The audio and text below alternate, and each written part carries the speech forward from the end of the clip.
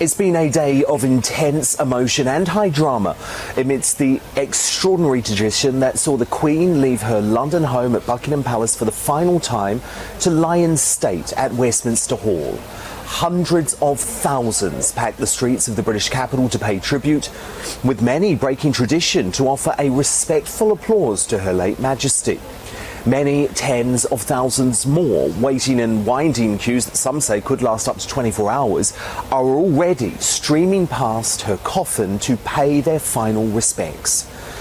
And look, while there were a handful of Republican protesters who very strangely decided to demonstrate at a funeral procession, the country remains largely united in respectful grief for the woman who I believe was our greatest ever monarch. Here's a look back at what has been another truly momentous day.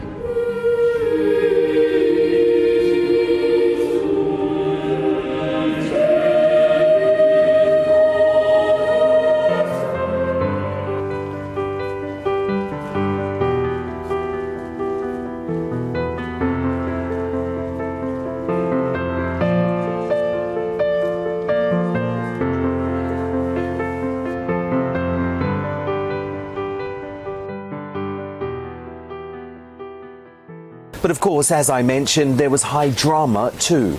William and Harry reunited to walk side by side in the procession, temporarily agreeing to forget the bitter feud that has torn their family apart over the past 3 years. It was significant progress since the funeral of Prince Philip last year, when their cousin Peter Phillips had to be positioned between the once close brothers.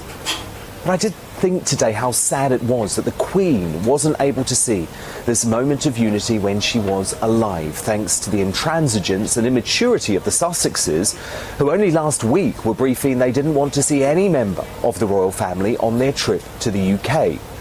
Harry and royal outcast Prince Andrew, who avoided any public heckling unlike in Scotland, were controversially both in mourning suits, not military uniform. Now that's despite a growing public debate over whether Harry should also be given an exemption to wear his uniform if his disgraced uncle is given the same privilege as has been reported.